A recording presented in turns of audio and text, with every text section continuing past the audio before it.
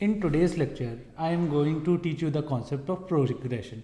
अब प्रोग्रेशन का मीनिंग क्या होता है? प्रोग्रेशन का एक बहुत सिंपल मीनिंग होता है पैटर्न। कोई भी चीज़ अगर पैटर्न से रिपीट हो रही है तो उसको हम प्रोग्रेशन बोलते हैं। फॉर एग्जाम्पल मैंने लिखा 1 3 5 7 9, या मैं लिख दूँ 2 4 8 16। तो पहले वाले में क्या हो रहा है, हम लोग 2 ऐड करते जा रहे हैं। अगले वाले में हम क्या कर रहे हैं, 2 का मल्टीप्लाई कर रहे हैं। इसकी जगह अगर मैं लिख दूं 1/2 1/4 1/8 1/16, अगर किसी भी तरह का पैटर्न बनना है, चाहे वो मल्टीप्लिकेशन में हो, डिवीजन में हो, एडिशन हो, सब्सट्रैक्शन हो, तो वो किसका पार्ट होता है, वो होता है प्रोग्रेशन का पार्ट। अब जनरली इस टाइप के क्वेश्चन को सॉल्व करने के लिए हमें क्या करना पड़ता है, हमें पैटर्न आइडेंटिफाई करना पड़ता है, फिर उसको सिंपल फॉर्म में चेंज करना पड़ता है, देन हमको क्या करना पड़ता है, उसको सॉल्व करना पड़ता है। इसके बेसिक्स क्या है, कोई भी अगर आपको सीरीज सॉल्व करनी है तो उसके 3 ही बेसिक्स होते हैं। सबसे पहले होता है एपी, दूसरा होता है जीपी और तीसरा होता है एचपी। एचपी में मेनली हार्मोनिक मीन, जिसको आपको समझना होगा और इनकी हेल्प से आपको क्वेश्चन सॉल्व करने होंगे। तो चलिए अब अगला टॉपिक पढ़ते हैं। अगला टॉपिक है एपी। सो फॉर एग्जाम्पल मैं एक सीरीज लिख रहा हूं। मैंने लिखा 1 3 5 7 9 up to dash dash dash dash dash. अब इसमें क्या हो रहा है, हम लोग एक चीज ऐड कर रहे हैं। तो सबसे पहले सबसे ज्यादा इंपॉर्टेंट क्या होता है, हर एक चीज को उसका नाम दे दो। तो ये क्या हो जाएगा, T1, T1 का मतलब होगा पहला टर्म, T2 दूसरा, T3 तीसरा, T4 up to dash dash dash dash up to Tn। पहले टर्म को क्या बोला जाता है, A। अब A में क्या है, एक कांस्टेंट डिफरेंस हम लोग ऐड कर रहे हैं। तो क्या ऐड कर रहे हैं, D। पहले वाले हमने कितना ऐड किया था, 2। फिर हम लोगों ने क्या किया, A प्लस 2D। अगेन क्या किया, 2 ऐड किसमें कर दिया, T2 में, तो हमारा A प्लस 2D बन गया। इसी तरह अगला क्या बन जाएगा, A प्लस 3D। ऐसे होता होता चला जाएगा, कितना हो जाएगा, nth टर्म हमारा क्या हो जाएगा, A plus n-1 into D. ये हमारा क्या होता है, जनरल टर्म होता है Tn is equal to A plus n-1 into D, where A आपका क्या होता है, A आपका फर्स्ट टर्म होता है और आपका D क्या होता है, ये आपका कॉमन डिफरेंस होता है। उसके बाद n क्या होता है, टोटल नंबर ऑफ टर्म्स।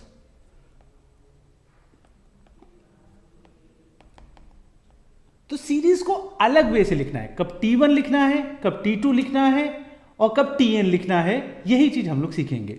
तो फॉर एग्जांपल हम लोग एक क्वेश्चन करते हैं। जैसा कि मैंने क्वेश्चन में बोला, in an arithmetic progression the first term is 7, मतलब हमारा A क्या है, A की वैल्यू है 7 and common difference. Common difference क्या है, कॉमन डिफरेंस है हमारा 2। फाइंड T15, 15th टर्म निकालना है, मतलब T15। अब देखो, या तो हम लोग लंबा सा फॉर्मूला लिखें A plus 15 minus 1 into D, लेकिन हमें पता है क्या होता है, डायरेक्टली हम लोग लिख सकते हैं क्या, A प्लस 14D। एक ही कम तो होता है, n-1 14D डायरेक्ट लिख लोगे, दैट विल बी ईजी। वो टाइम भी बचाएगा हमारा। तो ये क्या हो जाएगा, 7 प्लस 14 इंटू 2, मैंने 7 कॉमन ले लिया, ये हो जाएगा 1 plus 4, it will come how much, 35। तो इसका आंसर हो गया 35। चलिए अगला क्वेश्चन देखते हैं। अगला क्वेश्चन क्या बोलता है हमारा, in the next question if third term of an AP is 15, third term दिया है। अब ऐसे नहीं लिखना है T3 फिर हम सॉल्व करें, हम डायरेक्टली लिख देंगे क्या, A प्लस 2D। कितना आ रहा है, इसका 15 है, एंड 23rd टर्म मतलब हमारा T23, मतलब क्या हुआ, A प्लस 22D हमारा कितना दिया है, 55। और क्वेश्चन में पूछा क्या गया है, हमसे पूछा गया what is the value of T40, तो इसको हम लोग लिखेंगे A प्लस 39D। अब देखो, कोशिश मत करना कि A D दोनों निकालो, क्योंकि 2 इक्वेशन है, A D निकालेंगे, लेकिन हमें टाइम भी बचाना है। तो हम लोग क्या करेंगे, दोनों इक्वेशन को अगर हम सब्सट्रैक्ट कर देते हैं तो हमारा कितना आ जाएगा, 20D will be equal to 40। So from here I will get D is equal to 2। अब देखो, इससे आगे हम सॉल्व करने की जरूरत ही नहीं। अब जो T40 लिखा है A प्लस 39D, हमने क्या किया, इसको लिख दिया A plus 2D plus 37D। मैंने ये लिख दिया, A प्लस 2D की वैल्यू क्या है, ये है। तो हमने क्या किया, यहाँ पे रख दिया 15 प्लस 37 इंटू 2, तो इट विल कम 15 प्लस 74 कितना आ जाएगा हमारा 89। सो 89 विल बी अवर आंसर। अब उसी तरह हम लोग अगला क्वेश्चन देखते हैं। अगला क्वेश्चन क्या बोल रहा है, if fourth term of an AP is 24। Fourth term का मतलब क्या हो गया हमारा T4, हमें पता है क्या होगा a प्लस 3d होगा, कितना दिया है 24। एंड उसके बाद हमें क्या दिया है T44th टर्म मतलब a plus 43d is how much, is 124।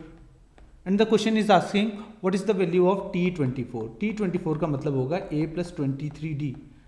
अब अगर हम लोग देखते हैं कि T44th टर्म और T4 टर्म को अगर दोनों को हम ऐड कर देते तो हमारी वैल्यू क्या आएगी, a plus 46d is equal to 148।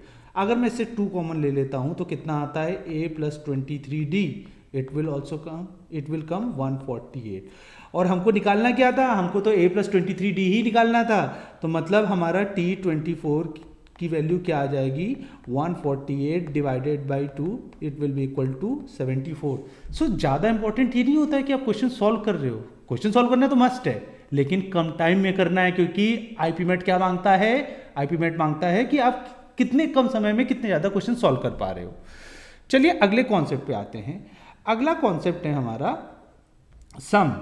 तो सम का क्या फॉर्मूला होता है, सिंपल होता है, सम को एसएन से रिप्रेजेंट करते हैं, it will become n by 2a plus n minus 1 into D.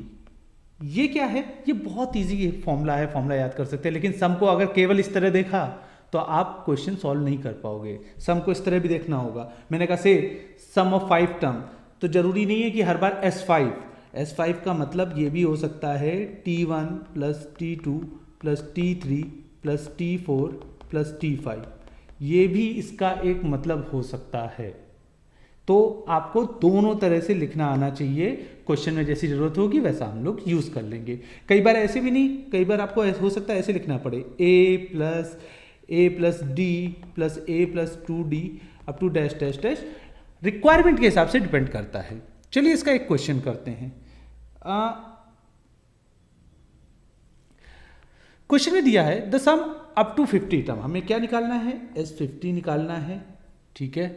Whose first term मतलब a की वैल्यू कितनी दी गई है, a की वैल्यू 5 दी गई है, कॉमन डिफरेंस कितना दिया गया है, कॉमन डिफरेंस हमको 2 दिया गया है।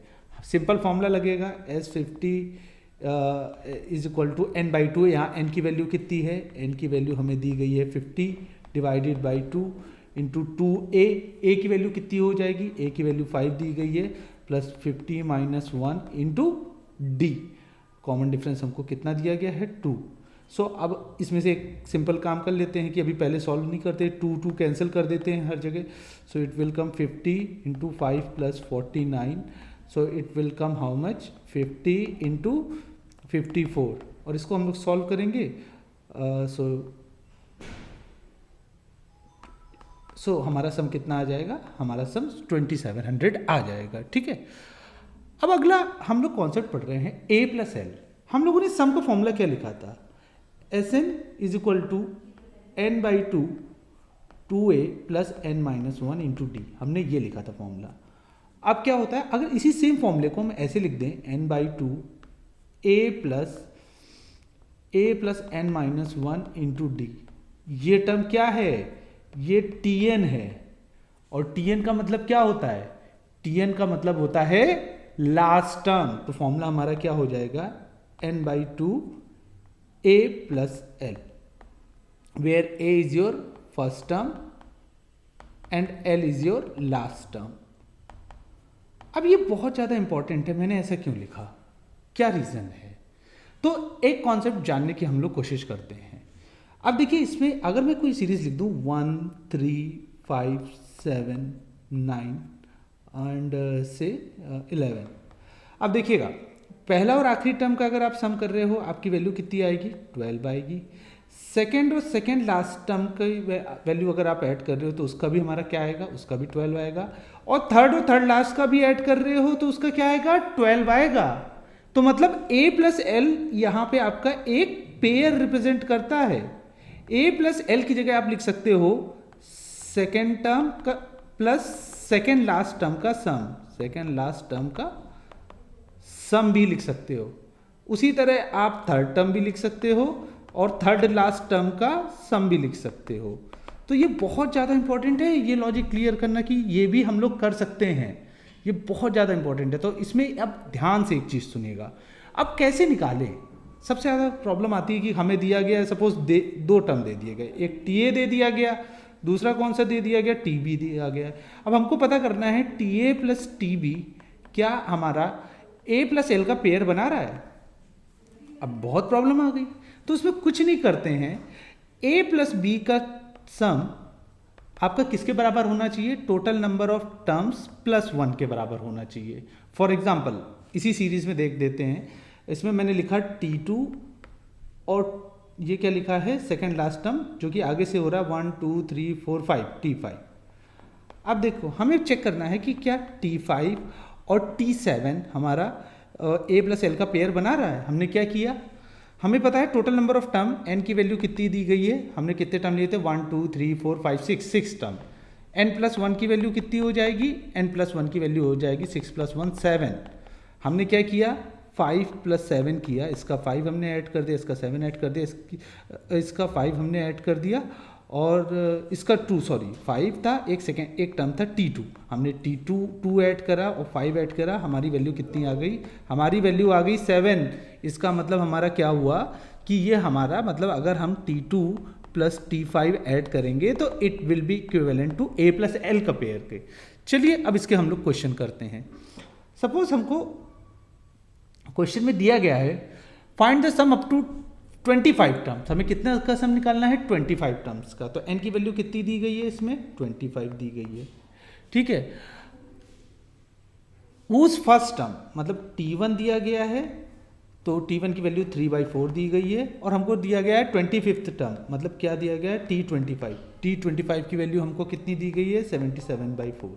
अब T25 कुछ भी नहीं है, ये लास्ट टर्म है आपका, आपको फॉर्मूला लगाना है, सिंपल है, Sn is equal to n/2 a plus L, इसमें हम सब्सटीट्यूट कर देंगे तो n हमारा दिया गया है 25/2, a कितना है 3/4, l कितना है 77/4, हमने ऐड करा कितना आएगा 25 into 8 into 80, it will come 10। So our final answer is 240। तो हमारा आंसर कितना आ गया, हमारा आंसर आ गया 240। अब उसी तरह अगला क्वेश्चन हम लोग देखते हैं।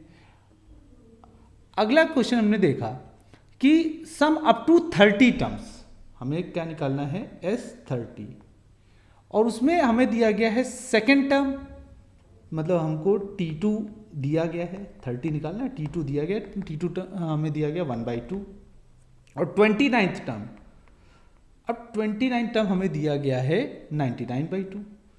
अब हमें सम निकालना है। अच्छा ध्यान से अगर देखें n की वैल्यू इसमें कितनी है, n की वैल्यू हमारी 30 है, अगर 2 और 29 हम ऐड करते हैं तो 31 आ रहा है और हमने क्या किया, हमने n+1 करके देखा तो ये भी हमारा कितना आ रहा है 30 + 1 31 आ रहा है। मतलब अगर हम लोग T2 प्लस T29 को ऐड करेंगे तो ये कौन सा पेयर बनाएगा, ये A प्लस एल का पेयर बनाएगा।